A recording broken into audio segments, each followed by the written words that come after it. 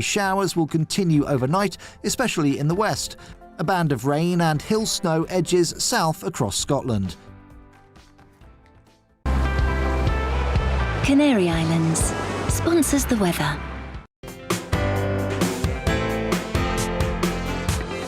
Hello there, I'm Eamon. And I'm Isabel. And you're watching the GB News digital stream across the United Kingdom. And around the world. If you're here in the UK, you can also watch us on your TV screen. GB News is Freeview channel 236. On Sky, we're channel 515. 626 on Virgin Media. Just remember, you might need to retune your TV to watch the channel. Yeah, and if you are doing that, find out more about retuning by going to gbnews.uk. Join my show Farage, 7 p.m. till 8 p.m. Monday through Thursday. And there you will get opinion, analysis, debate, and I'll cover stories that nobody else dares to touch. And then for the last 15 minutes, talking pints. We're over a drink. We have a civilized conversation with someone. We very often disagree, but we do it in a grown-up way. Come and join me on Farage.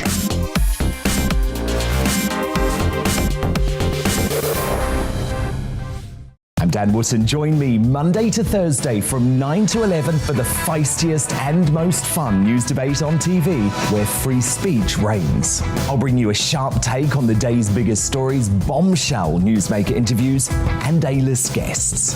And I guarantee you, no spin, no bias, no censorship, and no reason to go to bed. That's Dan Wootton tonight, Monday to Thursdays from 9 on GB News. Hello there, I'm Eamon Holmes. And I'm Isabel Webster. And we hope you can join us for Breakfast with Eamon. And Isabel. You make me laugh out loud, belly laugh. Is that important first thing in the morning? Yeah, absolutely. And there's me trying to be deadly serious. News is a serious business. Yeah, I have to rein you in sometimes. Well, it doesn't stop us laughing at it. It doesn't stop us having an opinion on what's going on. Yeah. And it certainly will not stop us reflecting what you think. Weekdays from 6 to 9:30 on GB News. My name is Andrew Doyle. Join me every Sunday evening at 7 p.m. for Free Speech Nation. This is a show where we address current affairs and news stories of the week with the help of two wonderful comedian panelists. I brought in comics because I want to give it a lighter edge, and also they work for less. See you there.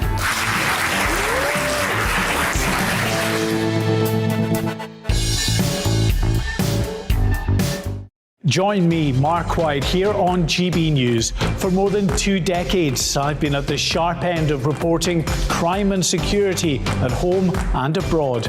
From the scourge of terrorism to the fight against violent crime and the deepening small boats crisis in the Channel, they're issues you rightly care about, and so do I. As GB News Home and Security Editor, my focus will be on the stories that matter to you.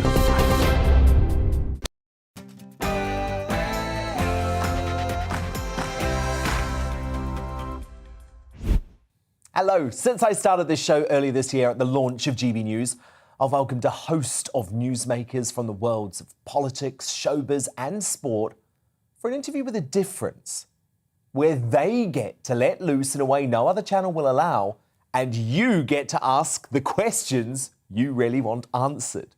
Here's what happened when the likes of Thomas Markle, Roger Daltrey, Don McLean and Sarah Palin sat down for the big question.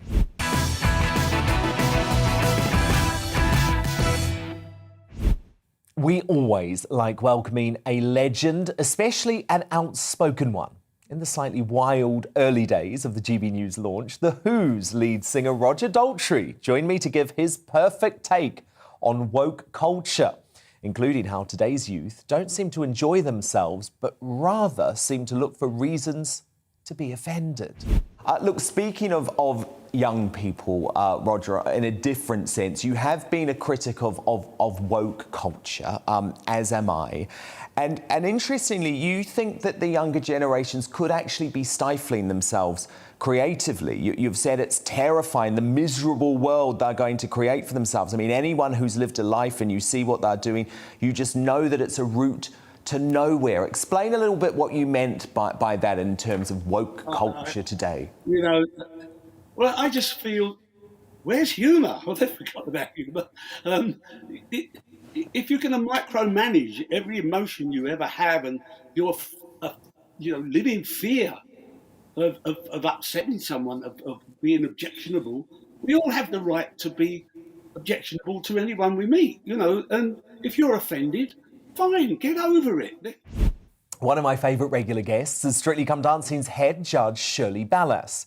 During this interview, she spoke about the impact COVID has had on the BBC series and whether I should shake it up on the dance floor. Let me tell you something for free. They actually asked me once, and it was a big, fat hell no. That is never going to happen. This is great from Molly in Doncaster, but there's a bit of a Freudian slip here, Shirley. I have to warn you. So Molly from Doncaster asks, would you ever do panto again? Isn't that how you met your husband? But he's not quite your husband yet, right? Not quite. Molly, darling, that is a wonderful question, but I've been married twice and I'm not married at the moment. I do have a lovely boyfriend, and yes, I would love to do panto. And that's another thing that seems iffy at the moment. The one I was going to do in Blackpool has been cancelled, so I'm not sure I'll get to do panto this year, but watch this space, Molly. Dan Wootton here is, you've seen Dan, you've met him in the flesh. Is there any possibility on this planet that you could teach him to dance? Never. Never. I've got 2 left feet, right? Nor me. You know that. I can teach you, Dan. You have not got 2 left feet. I've been with you. You walk beautifully. You've got great deportment. You'd make a beautiful ballroom dancer. Absolutely. I'd take up that challenge. After the success of the first Netflix series last year, which became somewhat synonymous with lockdown, Tiger King 2 graced our screens in the latter half of this year. But one woman who certainly wasn't happy about it at all was the big cat lady herself, Carole Baskin. Are you considering legal action against Netflix and the producers of The Tiger King? I still have 3 years before the statute of limitations runs out, and I haven't given up on that idea because they did so much damage to me personally, to the sanctuary, and to the entire sanctuary movement. They painted all sanctuaries as being no different than these horrid zoos that you saw in Tiger King, and there couldn't be anything more different than a zoo and a sanctuary.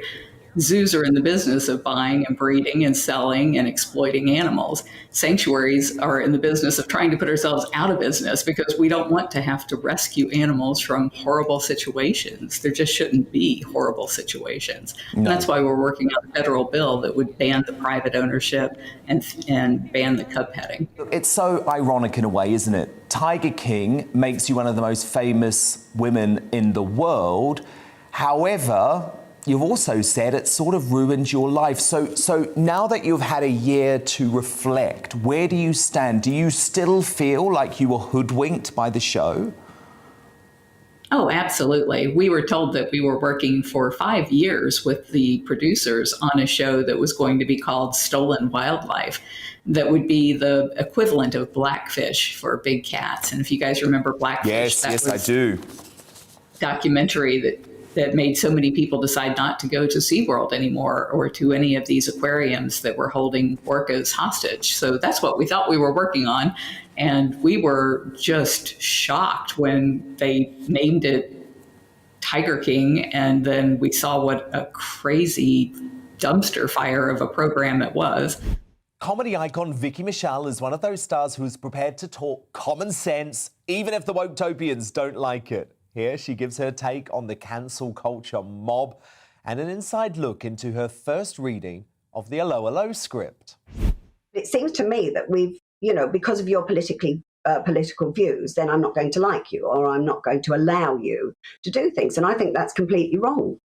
Let people do what they want. This is a free country, or it was a free country. Yeah, and let's tolerate both political views, because the thing that's very sad to me about the entertainment industry is that they're absolutely fine for you to be massively political if you're on the extreme left. But if you're even slightly right-wing, that they want to cancel you. I know. Why? But if you put this out there and had a public vote, you know, are we sick to death of what we're being dictated by? I'm sure that probably 80% of the country will go, yes, please stop it. Stop dictating to us. Stop, you know, telling us who we should like, who we shouldn't like. And I'm not sure that, you know, which side of the coin anyone is on. And I don't really care. You know, I have my views and everyone else has their views, but just let people do what they want. It's become almost like we're not allowed to say anything. We're frightened. I think it's become, you're so frightened to say anything that you stop talking to people. You know, you're frightened of saying the wrong thing, which makes even more of a distance between, you know, factions or, you know, it's very uncomfortable. And I think we need to laugh more. We need more comedy. We need to be able to laugh. They should bring back all of the shows that used to make us laugh out loud. You know, I was, when I was talking to your lady earlier when we were doing, she was talking about my views. Yeah. I said, you know, now 2,000 theatres, you know, are being filled by comedians. You know, that didn't used to happen. You know, comedy shows are sold out because we're starved of comedy and we need it. We need to laugh more. So Simon, via the GB News Twitter account, asks, when you initially received the script for Allo Allo, did you have any reservations? No. It was one of the best scripts I'd read.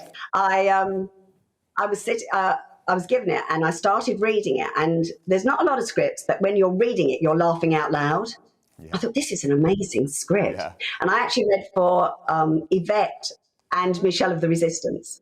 So both of those. And we didn't hear for 6 months because I think, yeah, they were a bit worried about the content and everything. Oh, ooh la la. Looking good. No, I didn't have any reservations. It was a great script. And I'm so proud to have been in a series that lasted 10 years? 10 years, and that never happens with British comedy.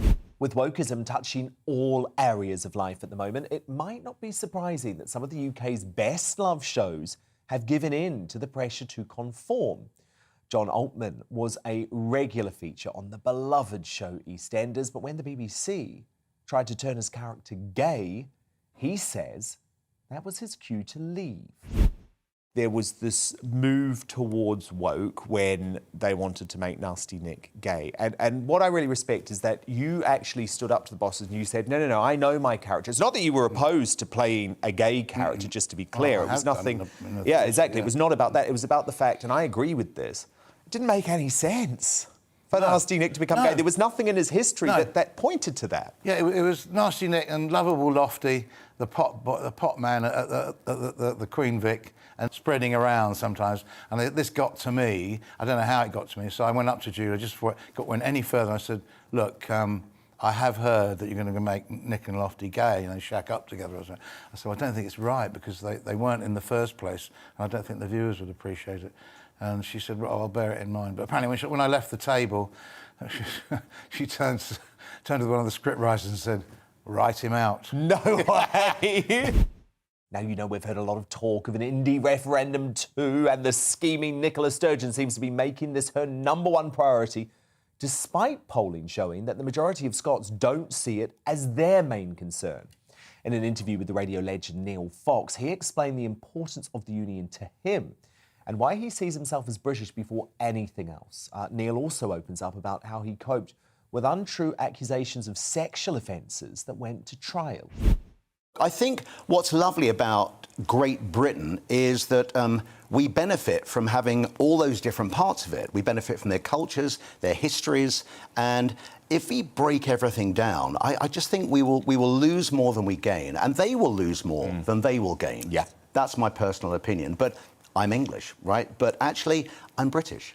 Totally. So I think of myself, I don't think of myself as necessarily English. I like to think of myself as British. And amazingly, I like to think of myself as European. I am a European. I just didn't necessarily want to be part of the European Union, or it all got out of hand. So I think there are certain issues where people like to make everything black and white, but so often The real answer is it's a bit grey. It was so brutal what happened, and of course you were completely cleared, entirely cleared, vindicated in court. But I don't know exactly what went on, but what felt so wrong to me is that you never went back to your old job on the radio, and that feels like there's no justice in that. Because, OK, personally, by the way, I don't think anyone should be sacked from a job until they're found guilty of something. You were taken off air, so I guess you were effectively suspended. Presumably they were still paying you, but you weren't able to actually do what you love to do. Then you were cleared. Well, surely you should be straight back. You should be in the job. I don't understand what happened. Well, you would think that would sort of be common sense. Well, well, it's not just common sense, it's justice. Yeah, look, it became tough. And I think, as my QC said, you know, those kind of allegations and cases are toxic. And, of course, they don't just... As soon as you get cleared, getting cleared is a small part of the problem. And, in a way, you have to rebuild your life. But, you know, luckily I have a very supportive wife and family and what have you. And she actually taught me a lot because, you know, it's very true that... She was brilliant. And it's not just being a great supporting family or wife, it's giving you good advice. And I think the best advice for anyone that gets themselves in a bad situation is, look, sometimes life throws bad things at you that you can't control, but you totally can control how you react to it and respond to it. Music industry heavyweight Don McLean, the man behind one of the world's biggest ever songs, graced our studio to talk about the impact American Pie has had on the music industry with its record-breaking length chart success, only recently beaten by Taylor Swift's All Too Well. He also gave me his take on how cancel culture is affecting the music industry. 50 years. Yes. Since the song that defined your life. Of course, not your only hit. There were a whole string of hits. But what's it like to have a song that most folk agree is one of the greatest ever written? Well, I think the thing that really thrilled me was when they had that big list in the United States at the turn of the century. Yeah.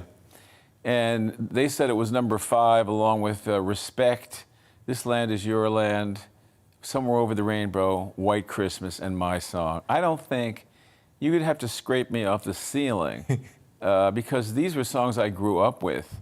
And they're all, and it was just amazing. Since that time, I think the song has been sort of anointed. And so it's ended up in even bigger things than it used to be. But it always, in the publishing world, they say there are songs that have momentum. You know, they're like going downhill and picking up speed through the years, rather than most hits and most songs end up kind of fizzling out.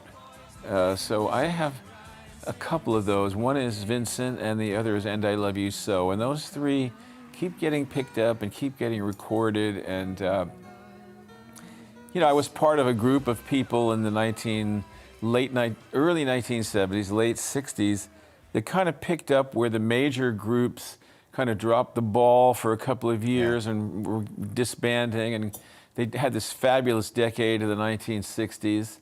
And these singer-songwriters came along, you know, Jim Croce, who was a friend of mine, Harry Chapin, who was a friend of mine, John Denver, and a lot of others. And wrote some pretty good songs in there, kept it going for a few more years until disco really kicked in the mid to lates with the fantastic Bee Gees and the stuff that they did. And suddenly you went from selling 2 or 3 million records to the Bee Gees selling 28 million records. So I think the music business kind of peaked at that point. And golly, it's been going strong really ever since, but it's really been dance music. Don't you also think, though, Don, and maybe there's reason for people, celebrities, to feel like this these days, they're so scared.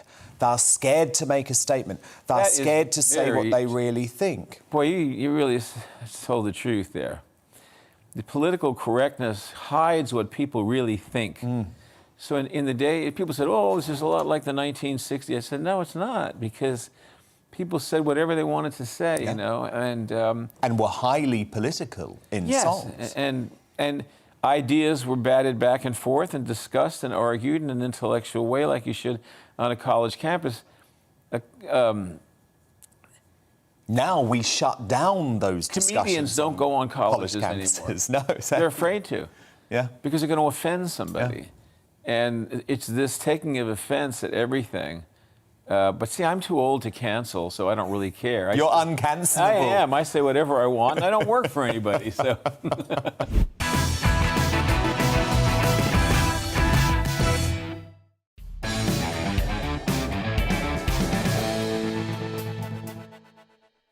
Someone like Ricky Gervais in this country, he says whatever he wants and he doesn't care about because he can't be cancelled. I still think that even he toes the line a little bit. He thinks about it. I mean, I do think he considers it. You have to, because the weird thing is, like for me, like what I feel about what's happening right now. I mean, I feel like I could talk about it on stage because I'm established, but I also think like, if you're partners with the biggest streaming service in the world. And then if you also, you're doing a commercial for this international company, and so you have to think, how much do I really want to rock the boat? So I do think that sometimes I think people forget that this is supposed to be an irritant. You are supposed to, as a comedian, you're supposed to be controversial. You're supposed to take the other side. You're supposed to get the audience to question their foundational thinking. That ability to look away and let things be is a sign of maturity. And behind closed doors, and this is what the racism of law expectations is about, is with those Muslims, they're just not there yet. That's really what it boils down to. That's a really interesting point as far as is it this expectation that Muslims are likely to react violently if they're upset? That's a very patronising because the Christians used to do that in the past. They're over it now. Right. They're old enough, they're mature enough, they're adults. The assumption is if you're a Muslim, a drawing of the Prophet Muhammad, whether it's flattering or not, is going to offend you. Can you look away? Well, it's not necessarily true that all Muslims would be offended. Well, first of all, it's not true. Yeah. That's again why I think it's a form of racism, and it's a form of, in itself, if you want to pursue the notion of Islamophobia, yes. It is actually a form of phobia.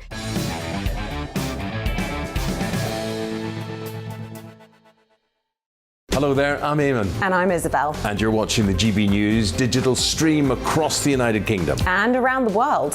If you're here in the UK, you can also watch us on your TV screen. GB News is Freeview Channel 236. On Sky, we're Channel 515. 626 on Virgin Media. Just remember, you might need to retune your TV to watch the channel. Yeah, and if you are doing that, find out more about retuning by going to gbnews.uk. Join my show Farage, 7 p.m. till 8 p.m. Monday through Thursday. And there you will get opinion, analysis, debate, and I'll cover stories that nobody else dares to touch. And then for the last 15 minutes, talking pints. We're over a drink. We have a civilized conversation with someone. We very often disagree, but we do it in a grown-up way. Come and join me on Farage.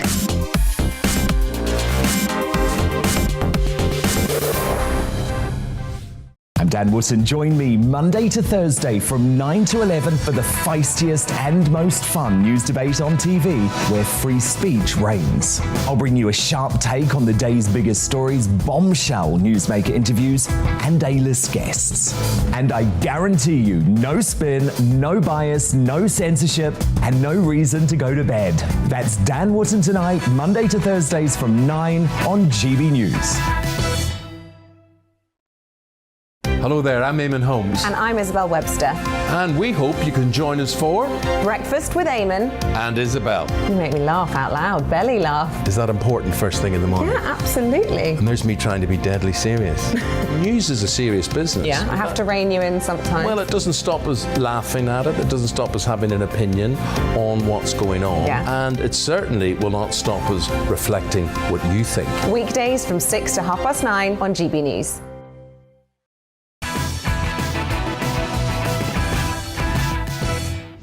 The film and media industry were hit especially hard during the pandemic, with some sectors grinding to a halt, leaving many actors and industry workers out of a job. But as the world reopened, some level of normality has come back. Patsy Kensett told me all about her experience shooting her latest film and how coronavirus affected her. And I'm so glad to see that you've been able to star in these movies, actually, Renegades. I'm really excited about this one because I'm friends with Jonathan Southcott, who's one of the writers of the movie, and of course his lovely wife as well, who is your co-star in the film. Janine, Yeah, but BFF. did you film this whole thing during the pandemic? Yeah, we did, and I did The Pebble and the Boy, and that was totally through COVID. And then I went on to do Renegades, and we were in the same situation. So it's very strict on. We had doing a flow test every day, and nobody got hurt, nobody caught the virus, so that was lucky. But yeah, thinking back about it, that was quite confusing what we had to do. Well, yeah, because let's be honest, I mean, your industry, Patsy, was just completely decimated, and the stories that I've heard, of people both on screen and off screen being left high and dry with no work whatsoever has been truly shocking. It has been shocking. I think I was very blessed because I was able to work throughout it. Now, towards the year's ending, it would be nice to know what I want to do next and what I'm going on to. And so I think COVID may have caught up a little bit in how my life is. But obviously people are suffering, losing the things, losing jobs. It's very sad. Yeah, well, I read, for example, that you were due to film a big new TV drama with Martin Kemp, and that has now been put on hold because of COVID. Yeah, that's right. And I was meant to be shooting a movie with Gerard Depardieu, actually, at the moment, and that's been pushed till next year. So it's heartbreaking, but you just got to push on through, and it will be fine. You do, but Patsy, I just sometimes feel like arts, entertainment, theatre, music, it's been the forgotten industry during this pandemic. And the problem is, with all of the people who work in this industry, you're not getting the money from the government because obviously you're freelancers. It's not a regular job. No, that's right. I think, look, landing any part, you're really lucky to get the role because there are 2,000 other people coming behind you that want it. So I'm in an industry that is based on rejection. So you kind of get toughened to this stuff. But having said that, I'm very excited about Renegades. Right said, Freds. I'm Too Sexy is one of those songs that it will just never be forgotten, right? The brothers sat down with me to chat about the impact that hit has had, and they also gave their take on Drake's revamped rendition of the 1991 tune. I presume at the very least this is going to make you a lot of money, a big moolah, because you are credited as writers on this track, and Drake is the biggest artist in the world. Yeah. Yes, we think, first of all, we should say we like the version. I think it's great. It's a minor key version. It's a bit more. Our version was more sort of seaside postcard kind of version. A bit like that, wasn't it? A bit like that, a bit sort of Chas and Davey in a way. I really like that. Nothing wrong with Chas and Davey. I like Chas and Davey. What he's done is it's more sexual. Basically. Yes, it's a lot more sexual and darker. But I like his sense of humour with the weights and all that kind of stuff. I think that's funny. I like it. We heard the demo. We had to give approval, so we heard the demo in about May or June. So we knew what was coming. But I think it's a really good version. Yeah, I think it's good. Yeah. Okay, brilliant. No, I think it's very good as well. And of course, you were credited on that big Taylor Swift song as well, weren't you? Yes. So very good. The modern artists, they love you guys. Sarah Palin was a highly controversial US political figure as the running mate for Republican nominee John McCain, regularly becoming a punchline in the mainstream media. But 13 years on, her place in history is being re-evaluated. We discuss that as she joined me from Alaska. Would you have made a better VP than Kamala Harris? Oh, yeah. No question. I agree. I agree. Look, I want to go back a little bit with you, Governor Palin, because there's a bit of a re-evaluation happening about the way that you were treated by the mainstream media when you were running. And I want to play you a fascinating interview with Meghan McCain. Meghan is, of course, the daughter of John McCain. You were the running mate of her father. She was very tough on you after the election, but she's changed her mind. Have a listen to what she said to Sean Hannity last week.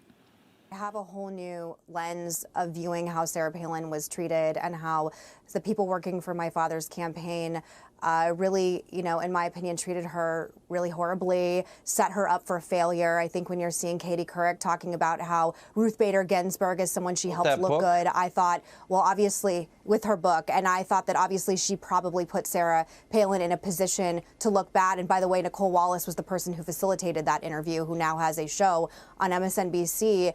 And I just, as I've gotten older, look, I fell in love with a really deeply conservative man who runs the Federalist. I have gotten older. It's like the old adage, if you're not liberal when you're young, you don't have a heart. If you're not conservative when you're old, you don't have a brain. And I just really hope that the culture has some redemption for Sarah Palin in the same way that we have for so many other women right now. Your reaction to that, Governor Palin? It was quite a statement. Well, I have to admit that I really appreciate that. I appreciate her recognition of, yeah, there was unfairness, but it wasn't about me. I think it is the attacks on me were about what I represent, because I represent a typical hardworking, independent, patriotic American woman who does not want government on my back. I want it on my side. I do not want faceless, nameless bureaucrats in Washington, D.C. and politicians who think they know better to tell me how to run my businesses, how to raise my children, how to educate my children. No, of course. So, of course, but he did attack. But you weren't even invited to John McCain's funeral. I mean, it was extraordinary how they treated you. Well, that was hurtful, and it was shocking. But one of the last conversations I had had with Senator McCain, and we kept in touch, he again apologized for those who ran the campaign, Nicole Wallace, Steve Schmidt.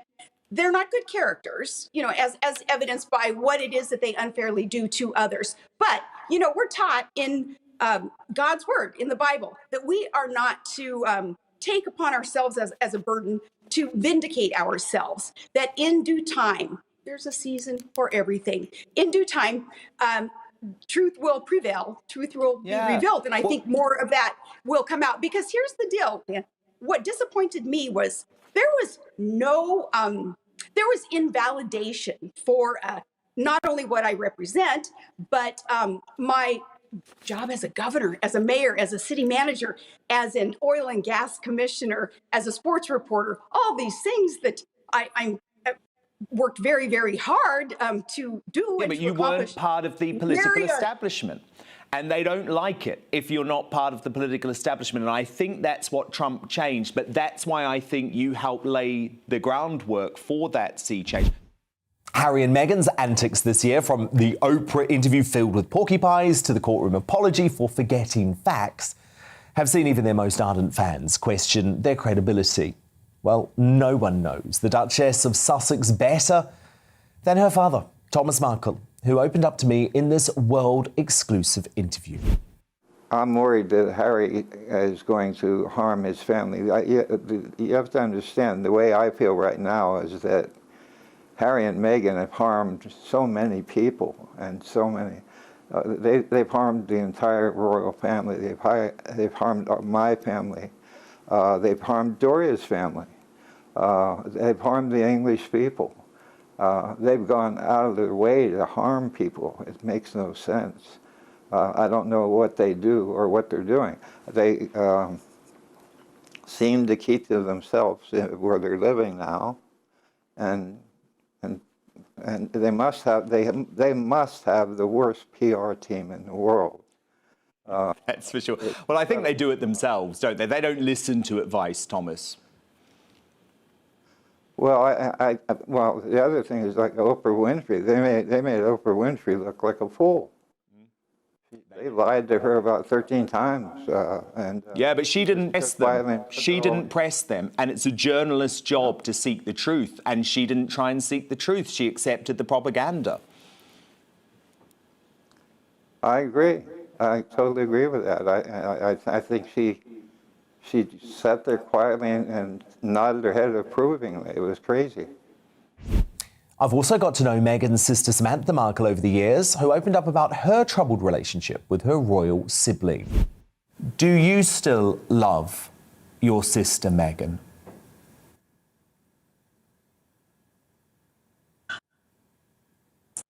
It's really hard to love somebody who has caused so much pain to so many people, especially our dad, through 2 heart attacks, and watching her do this to the royals. You know, I always said I could unconditionally love anybody, especially family.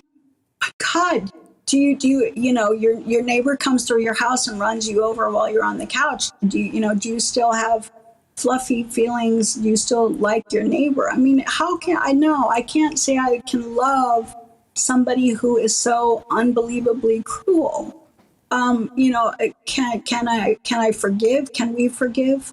Yeah, but I mean, I think it would take another 40 years to rebuild that, or to be able to get to the point where we could say, or where I could say that I love her. So I have to say no, I don't. Why would you say someone's been married 3 times, had 3 children from 3 different men?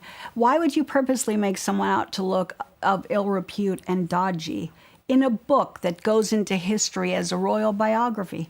My God, that is defamatory, and I didn't deserve that, and I don't think that I should go down in history as what she wanted to paint of me as some sort of revenge. He went from being America's mayor after 9/11 to one of the most significant players in the Trump administration, and one of the most polarising too. US political firebrand Rudy Giuliani joined me to discuss the state of US politics, his time working with Trump, why he featured in that controversial Borat sequel, and what happened with that sweaty black dye incident. Sacha Baron Cohen. Now, he's obviously a very famous British comedian, and you were a big feature of his sequel to Borat. Yeah, they completely edited it. Yeah, because I was going to say, he implied that you had acted inappropriately in some way. I did not at all act inappropriately. He did. In fact, he ran away. During that, when I became He's aware probably scared of what he of was doing and the document, I called the police. And he ran down the street in his robe, and he ran away. Okay. I'm so sorry for that. It was a completely doctored film. I had no idea that what they were doing, and they actually doctored the film even after they shot it. And I called the police on him. He didn't call the police on me. So why not ran sue? Away. Why not sue? Because I'm a public figure, and to sue in the United States as a public figure, it's almost impossible to win. You have to prove deliberate lying. If he can say in any way that he made a mistake, it would be impossible. That's why Donald Trump doesn't sue. That's why, and that's why those people that are suing us are going to lose their case. Yeah, they're really doing it. It's not worth it. Not so it's much not to worth win a it. case. I as agree to with quiet that. us And down. the great thing about America is you can say what you think, and people can believe you. And watch the film and judge for themselves. Now, the second one, Rudy, this image went all around the world. People were saying, is your face melting during this press conference? Do you remember this? The makeup or what was happening? Was it hair dye? I feel for you because it looked very hot. It was I'm not used to wearing makeup, and it was very warm. And there you go. It was very, and I think I began sweating, and that was also at a time that I was kind of sick. I think it was around the time I was getting sick, didn't you? I don't remember exactly, but it was. I mean, I didn't know it was happening when it was happening. Yeah, no, I feel for you. I feel for you if I recall correctly. Yeah, no, of course. That was during a COVID scare. And finally, Rudy, it is the question we all want to know. Has Donald Trump told you if he is going to run again? Because if you look at the polls in all of the swing states, he's well ahead of President Biden in a fantasy matchup. Well, he hasn't told himself that yet. I mean, so I'll tell you exactly what his state of mind is. I think it's pretty. I think he's a very open guy, so I think it's pretty accurate what he's saying. Maybe I can help you this way. If election were held right now, today, I have no doubt he'd run. I don't know if he would say that. I'm telling you that. I would say that, assuming that he feels up to it, and right now he's in tremendous health, assuming that the family is all okay with it, I would say the odds are that he will do it.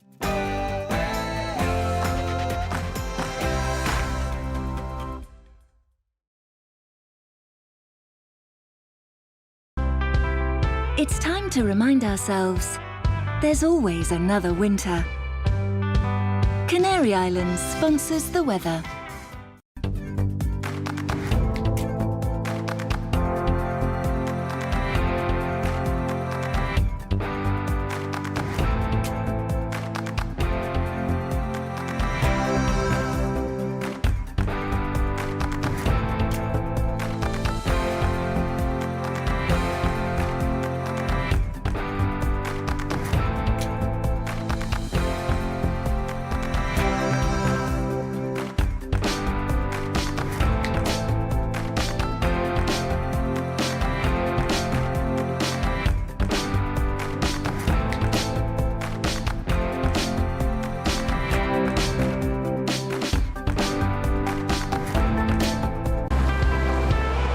Canary Islands sponsors the weather.